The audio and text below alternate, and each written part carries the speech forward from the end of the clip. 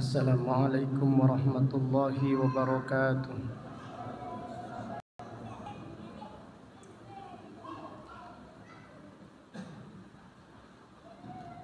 Innal hamdalillah nahmaduhu wa nasta'inuhu wa nastaghfiruh wa na'udzu billahi min syururi anfusina wa min sayyiati a'malina. May yahdihillahu fala mudilla lahu wa may yudlil fala hadiya lahu. Wa asyhadu an la ilaha illallah wahdahu la syarika lah wa asyhadu anna Muhammadan abduhu wa rasuluh. Amma ba'du, fa inna asdaqal hadisi kitabullah wa khairal hadi hadi Muhammadin sallallahu alaihi wasallam wa syarral umuri muhdatsatuha wa kullu muhdatsatin bid'ah wa kullu bid'atin dhalalah wa kullu dhalalatin finnar. Allahumma faqihna fid din wa 'allimna at-ta'wil. Allahumma 'allimna ma yanfa'una wanfa'na bima 'allamtana wa zidna ilman wa aslih lana sya'nana kullah wa la takilna ila anfusina tarfata ainin. Alhamdulillah, pada malam ini, malam Selasa tanggal 19 bulan Rabiul Akhir tahun 1446 Hijriah, dengan izin Allah Ta'ala kita melanjutkan kembali kajian kitab Masail Al-Jahiliyah yang ditulis Al-Imam Al-Mujaddid Syekhul Islam Abul Husain Muhammad ibnu Abdul Wahhab At-Tamimi rahimahullahu ta'ala rahmatan wasi'ah. Al-mas'alatu al-ashirah ba'dal mi'ah. Tradisi jahiliyah yang ke-110. Qatlul ladina ya'muruna bil qisti minan nas. Membunuh orang-orang yang memerintahkan keadilan. Inilah salah satu tradisi orang-orang jahiliyah. Mereka membunuh para nabi dan para rasul alaihimussalam, dan juga mereka membunuh para ulama yang menegakkan keadilan, yang mendakwakan kebenaran, yang mengajak manusia untuk mentauhidkan Allah dan meninggalkan kesyirikan. Orang-orang jahiliyah menganggap bahwasannya dakwah tidak sesuai dengan hawa nafsu mereka. Jadi orang-orang jahiliyah menganggap bahwasannya dakwah tidak sesuai dengan hawa nafsu, sehingga mereka tidak segan, tidak takut membunuh para nabi dan para rasul dan membunuh para ulama. Allah Ta'ala berfirman tentang orang-orang jahiliyah, kullama ja'akum rasulun bima la tahwa anfusukum istakbartum wa fafariqan taqtuluna kullama ja'akum rasulun bima la tahwa anfusukum istakbartum fafariqan kadzdzabtum wa fariqan taqtulun. Setiap kali datang kepada kalian, wahai orang-orang jahiliyah, setiap kali datang kepada kalian seorang rasul yang tidak sesuai dengan hawa nafsu kalian, kalian menyombongkan diri. Sebagian dari mereka kalian dustakan, dan sebagian lagi kalian bunuh. A'udzubillah.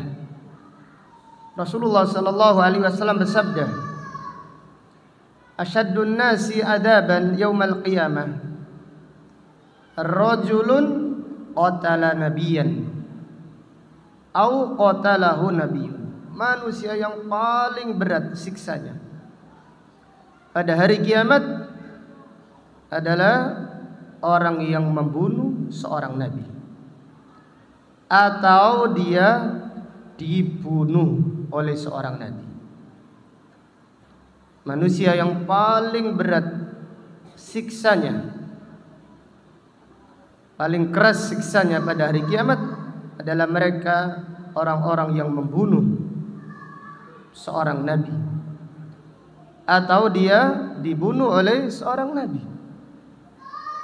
Allah Ta'ala berfirman, innal ladzina yakfuruna bi ayatillah, sesungguhnya orang-orang yang kufur dengan ayat-ayat Allah, wa yaqtuluna an-nabiyyina bighairi haqq, dan mereka membunuh para nabi tanpa alasan yang benar, wa yaqtuluna alladzina ya'muruna bil qisti minan nas, dan mereka membunuh ulama-ulama, dai-dai yang memerintahkan keadilan. Fabashshirhum bi'adzabin alim, kabarkan kepada mereka dengan azab yang pedih. Nabi Zakaria alaihi salam, seorang nabi yang mulia, dibunuh oleh orang-orang Yahudi, oleh orang-orang jahiliyah. Demikian pula Nabi Yahya alaihi salam dibunuh oleh orang jahiliyah. Bahkan Nabi Isa alaihi salam dikepung oleh orang-orang Yahudi.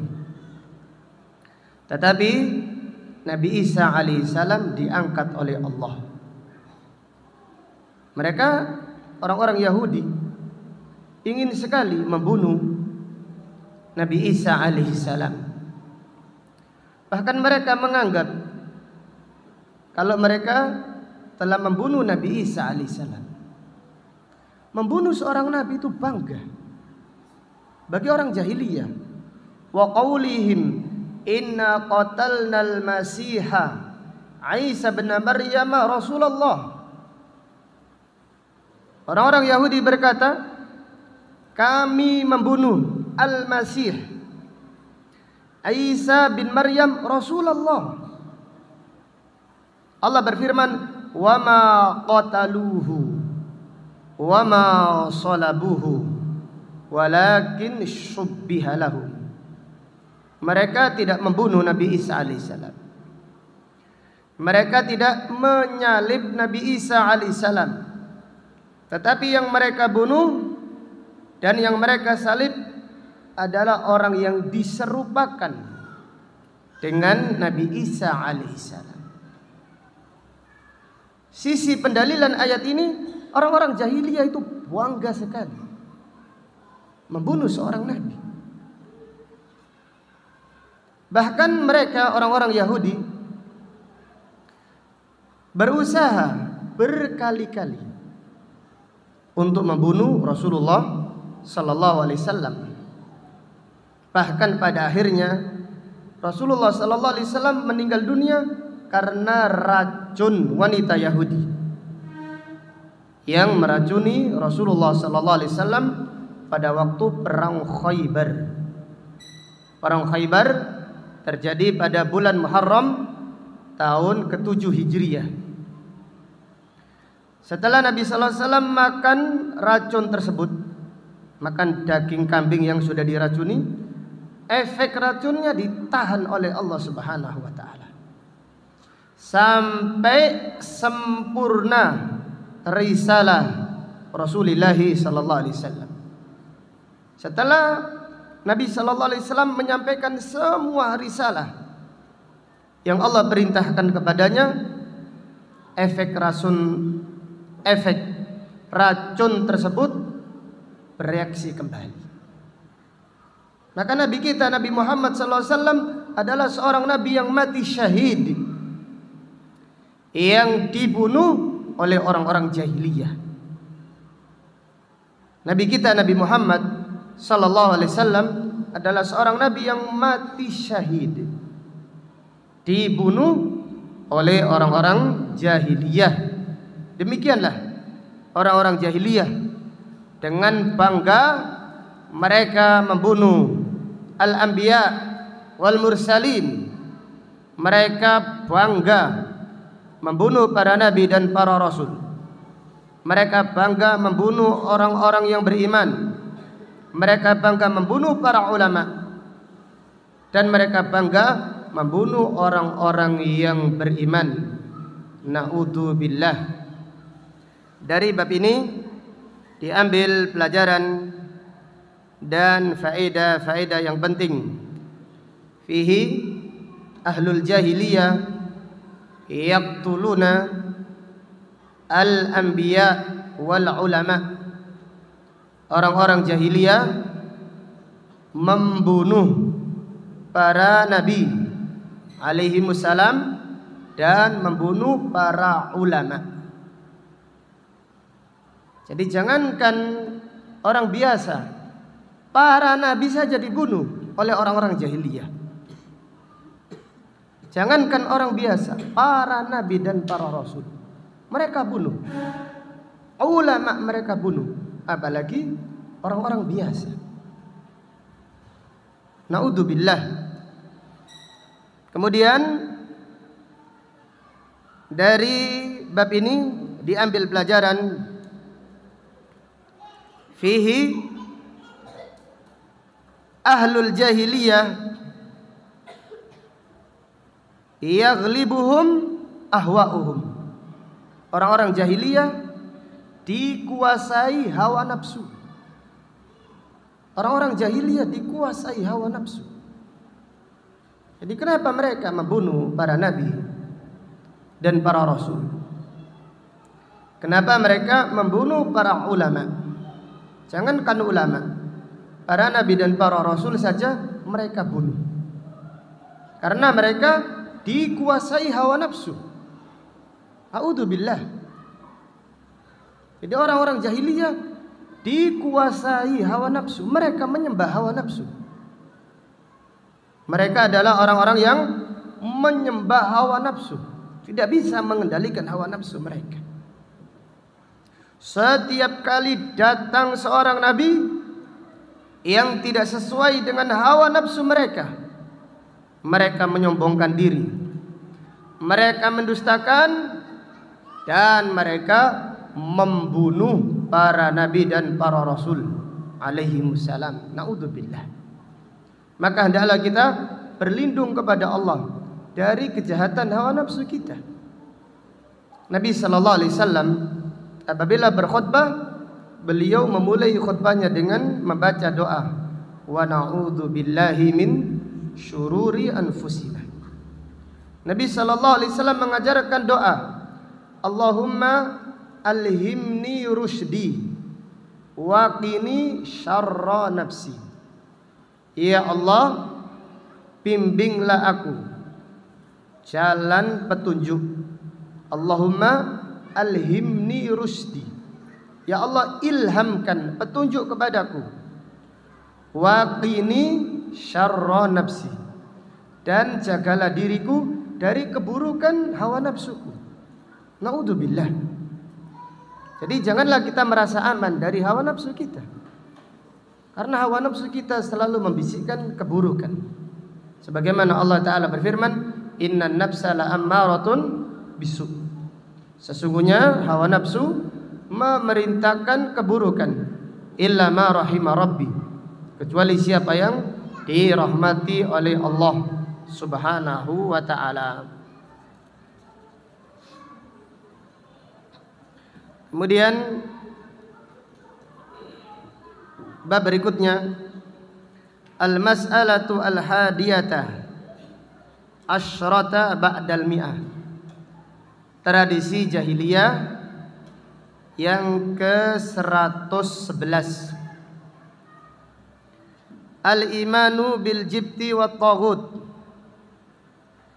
Mereka mengimani perdukunan, mengimani al-jibti, mengimani perdukunan dan ilmu sihir, wat taghut, dan mereka mengimani taghut.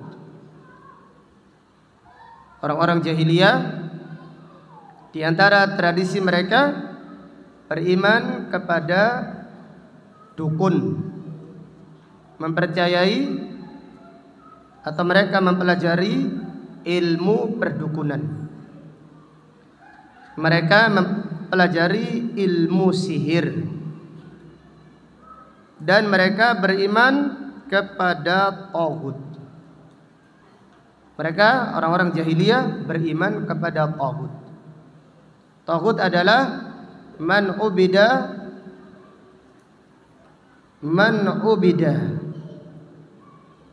bi ghairillah, man ubida wa huwa radin. Taghut adalah siapa yang disembah selain Allah dengan ridha. Taghut adalah yang disembah selain Allah dalam keadaan ridho. Contoh taghut yang disembah selain Allah wa huwa radin. Contoh taghut adalah iblis. Iblis adalah taghut. Maka para ulama mengatakan taghut adalah syaitan. Yang dimaksud syaitan adalah iblis. Ra'sus syaitan, kepalanya syaitan. Karena iblis ridho disembah selain Allah. Demikian pula contoh taghut adalah Namrud, Fir'aun, disembah selain Allah dan dia ridha. Demikian pula contoh taghut adalah Dajjal. Dajjal ridha disembah dari selain Allah Subhanahu wa ta'ala. Allah Subhanahu wa ta'ala berfirman, alam tara ilal ladina utu nasiban minal kitab yu'minuna bil jibti wat taghut. Tidakkah engkau melihat orang-orang yang mendapatkan sebagian dari Alkitab? Yu'minuna bil jibti wat taghut.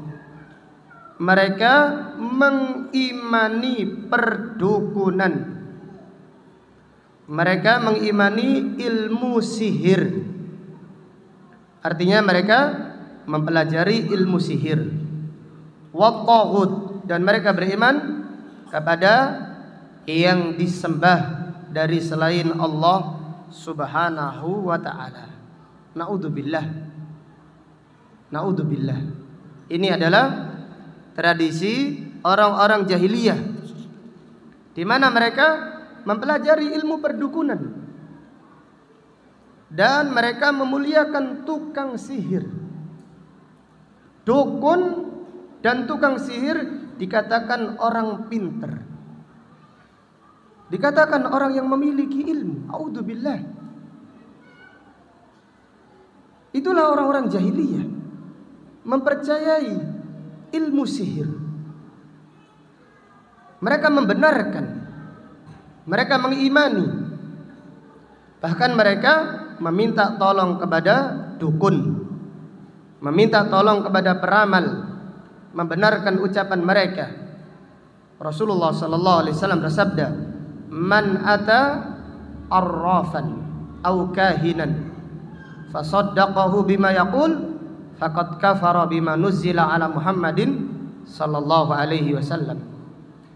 Barang siapa yang mendatangi peramal atau mendatangi dukun lalu membenarkan ucapannya, maka dia telah kufur dengan Al-Quran yang diturunkan kepada Rasulullah sallallahu alaihi wasallam. Kenapa dikatakan kufur? Karena dukun atau peramal atau tukang sihir mengaku mengetahui ilmu gaib, sedangkan tidak ada yang mengetahui ilmu gaib kecuali hanya Allah Subhanahu wa taala. Allah taala berfirman, "Qul la ya'lamu man fis samawati wal ardi al-ghaiba illallah." Katakanlah, tidak ada yang mengetahui yang gaib di langit atau di bumi kecuali hanya Allah Subhanahu wa taala. Dan mengaku mengetahui ilmu gaib adalah kekufuran, kufrun. Iddi'a'u ilmil ghaib kufrun. Mengakui ilmu gaib itu kekufuran. Bagaimana manusia manusia tidak mengetahui apa-apa lalu mengaku mengetahui ilmu gaib, itu adalah kekufuran. Demikian pula membenarkan dukun atau peramal atau tukang sihir yang meramal ilmu gaib adalah kekufuran. Ini adalah sabda Rasulullah sallallahu alaihi wasallam, "Man ata arrafan aw kahinan fasaddaqahu bima yaqul faqad kafara bima nuzzila ala Muhammadin sallallahu alaihi wasallam." Kemudian kufur di sini adalah hukum perbuatan, bukan vonis kepada perorangan. Jadi contohnya, siapa yang mendatangi dukun, kita mengatakan dia melakukan kekufuran. Adapun orangnya, apakah boleh divonis apa? Kafir. Nah, ini bukan tugas kita. Itu bukan hak kita. Kita tidak boleh memvonis seseorang keluar dari apa? Islam. Jadi sekali lagi, kufur di sini adalah hukum perbuatan, al-hukmu 'alal fi'il. Bukan hukum kepada apa? Pelaku. Karena apa? Karena tidak semua yang melakukan kekufuran divonis apa? Kafir. Ibnul Qayyim Al-Jauziyah rahimahullah berkata, "Laisa kullu man waqa'a fil kufri waqa'al kufru alaihi." Tidak semua yang melakukan kekufuran divonis apa? Kafir. Kita hanya menyampaikan perbuatannya perbuatan kufur, perbuatannya perbuatan syirik, tetapi kita tidak memvonis pelakunya keluar dari apa? Islam. Kita mengingatkan dosa Anda ini dosa yang sangat besar. Anda dikhawatirkan keluar dari apa? Islam. Karena syirik besar mengeluarkan seseorang dari Islam. Demikian. Adapun tentang ilmu sihir, maka Allah Subhanahu wa taala berfirman, "Wattaba'u ma tatlu syayatinu ala mulki Sulaiman wa ma kafara Sulaimanu walakinna syayatina kafaru yu'allimuna an-nasa sihr.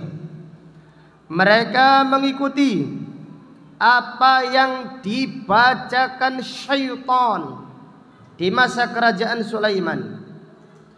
Nabi Sulaiman itu tidak kufur karena Nabi Sulaiman tidak mengajarkan ilmu sihir, tetapi setan-setanlah yang kufur yang mengajarkan ilmu sihir kepada manusia. Na'udzubillah. Na'udzubillah.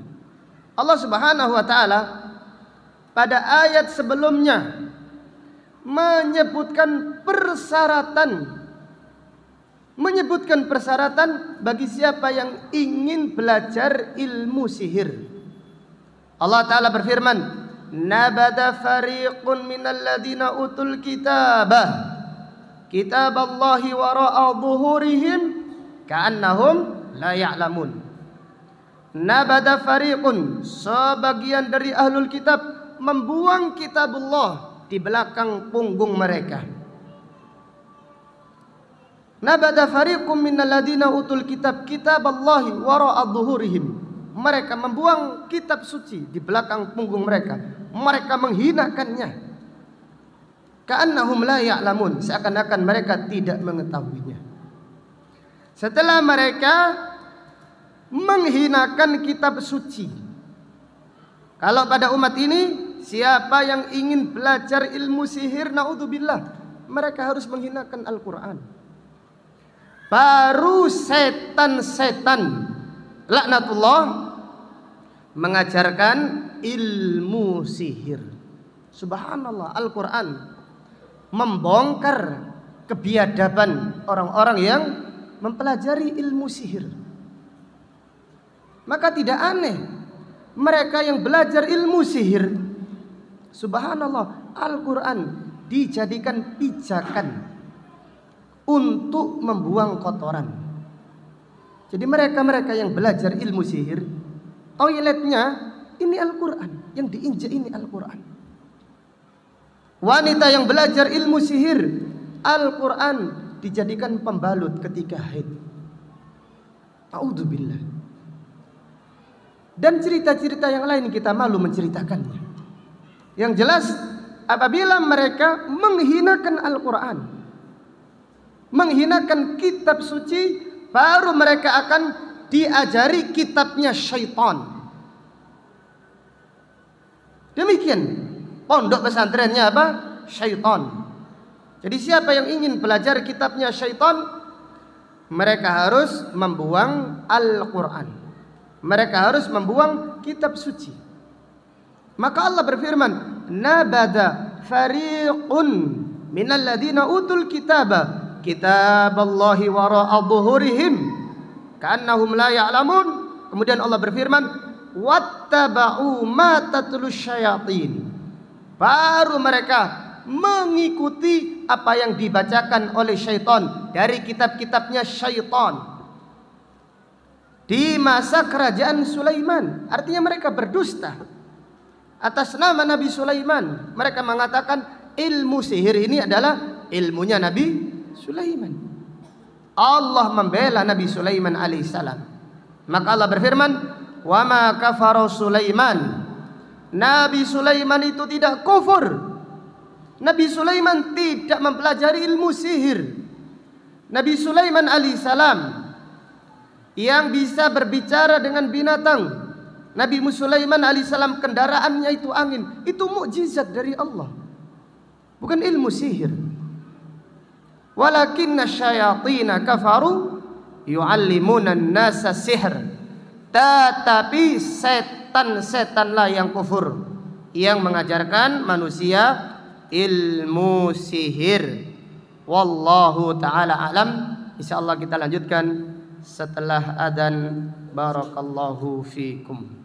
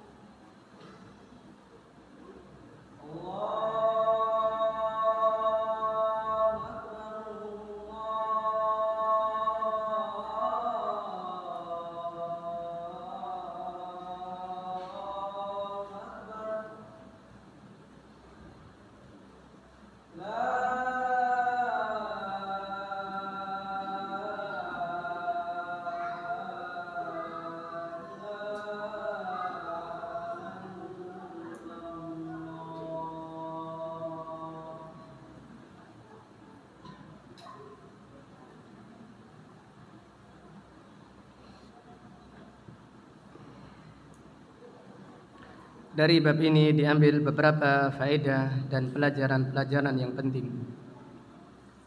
Fihi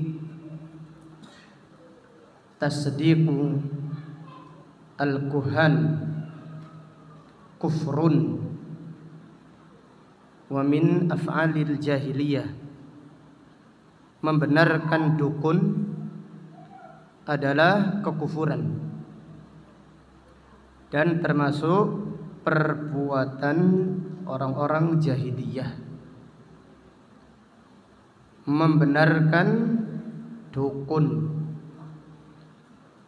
adalah kekufuran dan termasuk perbuatan orang-orang jahiliyah. Maka tidak boleh kita, walaupun terutama pemuda-pemuda yang suka perbintangan hanya untuk main-main, itu bukan permainan, itu kekufuran. A'udzubillah. Jadi bintang Sagittarius atau bintang ini, bintang itu, tidak boleh kita membaca hal-hal yang tersebut kemudian dijadikan bahan mainan, bahan candaan. Itu kekufuran. Itu bertentangan dengan syariat Islam, bertentangan dengan akidah. Cukuplah sabda Nabi sallallahu alaihi wasallam mengatakan, man ata arrafan aw kahinan fasaddaqahu bima yaqul faqad kafara bima nuzila ala Muhammadin sallallahu alaihi wasallam. Kemudian pelajaran berikutnya, fihi ta'limus sihri kufrun. Mempelajari ilmu sihir adalah kekufuran. Dan banyak sekali sisi-sisi kekufurannya. Di antaranya mempelajari ilmu sihir syaratnya harus menghinakan kitab suci. Ini kekufuran. Kemudian di antaranya mempelajari ilmu sihir meminta tolong kepada syaitan. A'udzubillah. Jadi belajar ilmu sihir itu belajar kepada syaitan. Jadi gurunya, dosennya, ustadznya adalah syaitan. Maka Allah berfirman, walakinnash syayatina kafaru. Tetapi setanlah yang kufur, yang mengajarkan ilmu sihir kepada manusia. Walakinnash syayatina kafaru yu'allimuna an-nasa as-sihr. Di belajar ilmu sihir itu kekufuran. Karena minta pertolongan, minta bantuan kepada syaitan. Na'udzubillah. Kemudian pelajaran berikutnya, fihi fi'lul kufri min ghairi ikrahin kufrun. Fi'lul kufri min ghairi ikrahin kufrun. Melakukan perbuatan kufur tanpa paksaan adalah kekufuran. Melakukan perbuatan kufur tanpa paksaan, seperti sujud kepada berhala atau melakukan ritual sesembahan, bawa berhala kemudian dipuja-puja. Itu kekufuran. Itu mengeluarkan seorang dari apa? Dari Islam. Itu kekufuran. Dan sekali lagi ini hukum umum. Apakah orang tersebut kufur? Ia melakukan kekufuran. Apakah kita boleh memvonis dia kafir? Wallahu a'lam. Itu bukan hak kita. Kita mengatakan perbuatannya itu kufur akbar. Dan yang mengetahui hakikat seseorang keluar dari Islam atau tidak hanyalah Allah Subhanahu wa ta'ala. Kalau kita sebagai waliul amr, kita menegakkan iqamatul hujjah kepada orang-orang yang melakukan perbuatan apa? Kufur. Jadi iqamatul hujjah tugasnya waliul amr, tugasnya pengadilan atau MUI katakan. Berhak mengingatkan ini kekufuran. Apakah Anda melakukan sukarela atau karena apa? Jadi melakukan perbuatan kekufuran tanpa paksaan itu adalah kekufuran, mengeluarkan seorang dari Islam. Dan ini adalah hukum umum, bukan vonis kepada apa? Perorangan. Seperti berdoa kepada selain Allah, itu syirik akbar, mengeluarkan seorang dari apa? Islam. Ini juga hukum perbuatan, bukan vonis kepada apa? Perorangan atau per individu. Syekhul Islam Ibnu Taimiyah ditanya tentang orang-orang yang berdoa kepada selain Allah, terang-terangan beliau berkata, kalau aku melakukannya aku kafir. Sedangkan mereka wallahu a'lam perbuatannya kufrun akbar, syirik besar. Tetapi kita tidak memvonis mereka. Kita mengingatkan bahwasanya perbuatan-perbuatan tersebut adalah kufur akbar. Seperti ritual sedekah bumi, itu kufur, itu kesyirikan. Karena bentuk sesembahan kepada bumi, kepada gunung, atau kepada laut, atau kepada yang lainnya, itu kesyirikan. Jadi istilah larung atau sedekah bumi itu kesyirikan. Jadi sekali lagi, fi'lul kufri kufrun, melakukan perbuatan kekufuran tanpa paksaan, mengeluarkan seseorang dari Islam, itu kekufuran. Kecuali kalau dilakukan dalam keadaan apa? Terpaksa. Sebagaimana yang dilakukan oleh Ammar ibnu Yasir. Ketika disiksa, ibunya dibunuh, ayahnya dibunuh. Kemudian disiksa dia disiksa dengan siksa yang sangat berat. Dia tidak tahan. Kemudian orang-orang kafir meminta dia mencela Rasulullah sallallahu alaihi wasallam dan menyatakan beriman kepada Lata dan Uzza.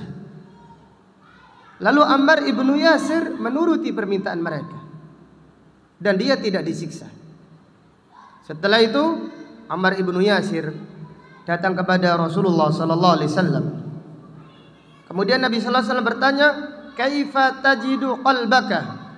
Wahai Ammar, bagaimana dengan hatimu?